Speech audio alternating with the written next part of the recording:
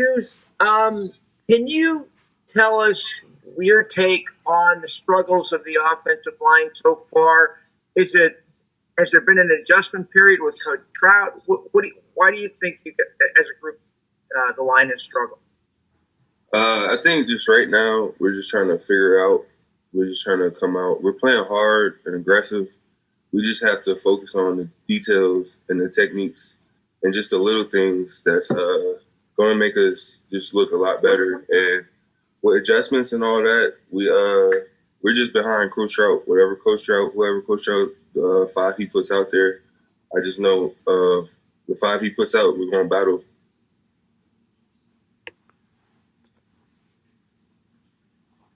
Mark Brown?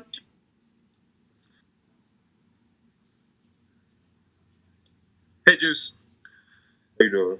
I'm doing great. I believe when you got in there, the team was down at like the 1 or 2 yard line.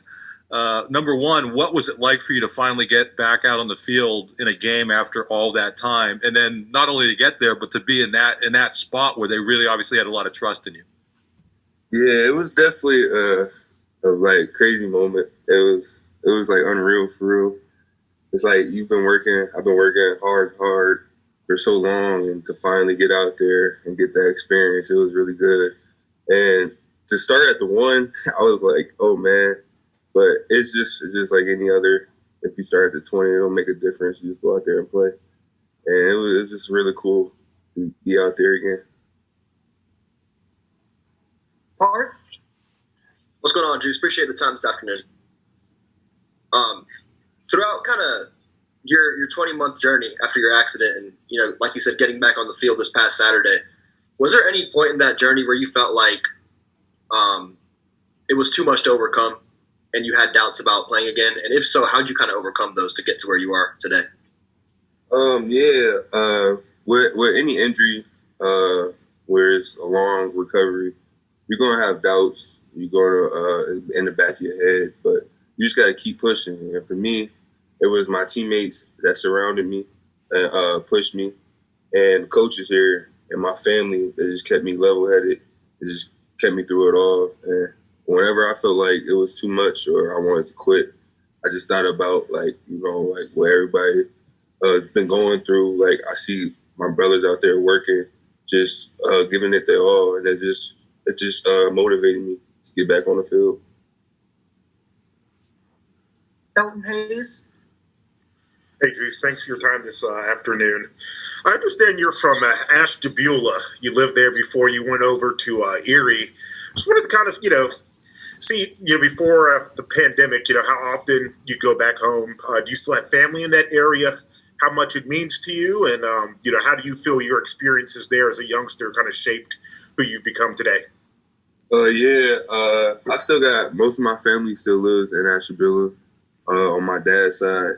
And yeah, it was just growing up there. It was a small town, like super small. You probably get from the whole city in about like 10 to 15 minutes, and it was just very cool just growing up there. I'm very grateful growing up there and all the experiences that I had there. And when I moved to Erie, it was like a whole different thing. Like, it was like, I wouldn't say culture shock, but it was just totally different because it was just so much bigger. And it was just, I wasn't used to it. And I'm glad I did that because now I'm at State College, and this is, I feel like I could adapt to anything. Tyler Donahue? Hey, Juice, good to speak with you. Congratulations on getting back on the field in the game. I know that was big for you, and that's really what I want to focus in on here. Checking in, I'm sure you're waiting to hear your name called. Were you kind of at the ready through the first couple of weeks as well, or was the week 3 against Maryland like the first time you had the green light to get back in there? And either way, was there butterflies, maybe a sense that you hadn't felt in a long time because of your extended absence from game action? Yeah, there was butterflies. If you don't get butterflies, I feel like it don't really mean nothing to you. So there was definitely butterflies. There are butterflies every game. I approach every game like I'm going to play. That's how I think in my head, and that's how I prepare. And it was just my time, and I was ready whenever my time was coming. Mark Wobenrich? Juice, you had mentioned a while back that one of the guys in the hospital for you was Journey Brown that you saw right away. It's your turn now to lift him. What are you doing for him, and how's he been doing? I'm just doing the same thing he did for me, just being there for him whenever, he needs me. Just let him know how much I love him and that I'm always going to be here for him. And through this time, we just staying with him. We just, having his back 100%, the whole team. That's my brother. That's, his family. Nate Bauer?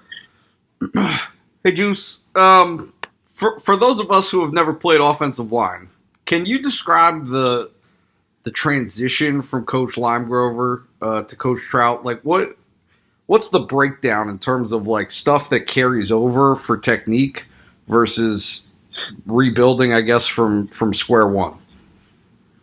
Well, this O-line is pretty much everybody has their different take, but like it's pretty much the same techniques and everything, but it's just some people have just a slightly bit different, and that's pretty much how it was with Coach Limegrover transitioned to Coach Trout. Coach Trout just had different techniques and different details that he focused on than Coach Limegrover did.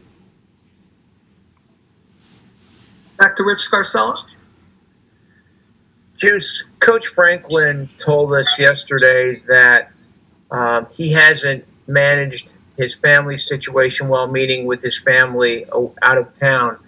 And I was wondering, as one of his players, when you hear your coach say that, what goes through your mind and how much empathy do you have for him? I feel for him a lot. It's hard times right now with the pandemic going on and everything. And we're having unusual times, He's used to seeing his family. Just like, most of us are used to seeing our family. And it's hard, being away and you can't see him when you want to. So I definitely feel for him, and I feel for him. And I know where he's coming from because I miss my family too. So it's just the times we're going through. Mark Brennan? Juice, along those lines, what did it mean to your parents to see you finally get back on the field? And I know it was a tough loss, but what were their emotions, talking to you after the game with regard to that big moment for you? Yeah, they were definitely excited. They were, down because we lost, but they were definitely excited.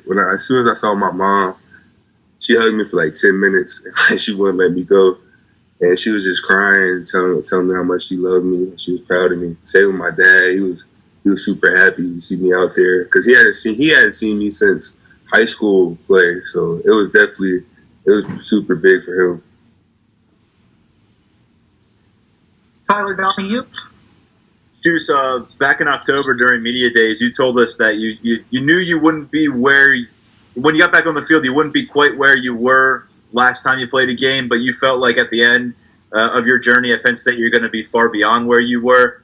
Where are you right now? I mean, now that you have a sense, you got to push around some Big Ten defensive linemen.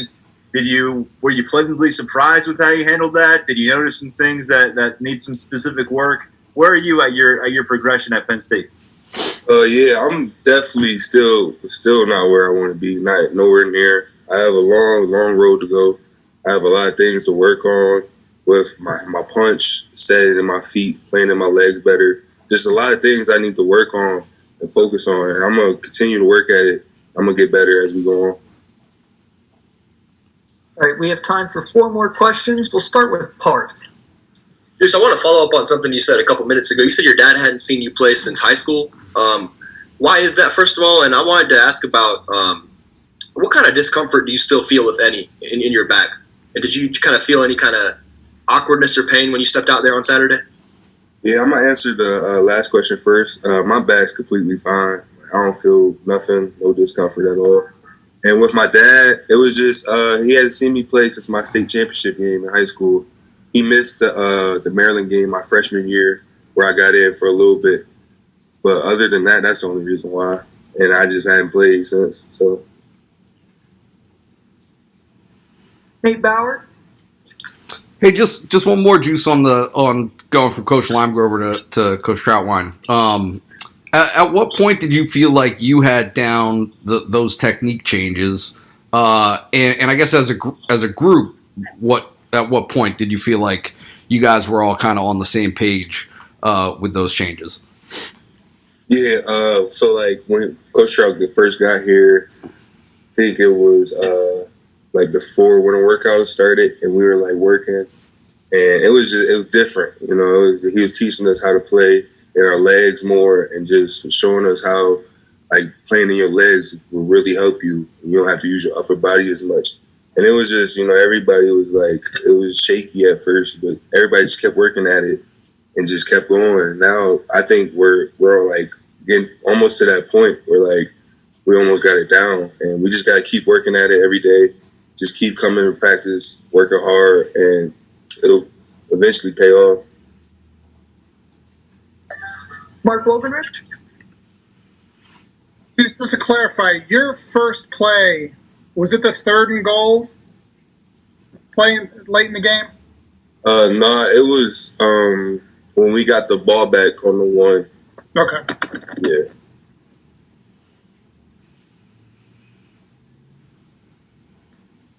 Tyler Donahue? Thanks again, Juice, for the time. One more for you. Jahan Dotson, very quiet guy. You've known him for a while coming in the same freshman class.